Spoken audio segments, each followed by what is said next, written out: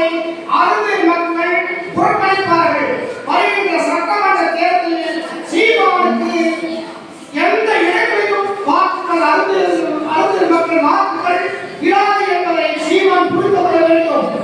இந்திய நாட்டில் இந்திய இறையாண்மைக்கு எதிராகவும் இந்த மக்களுக்கு எதிராகவும் தொடர்ந்து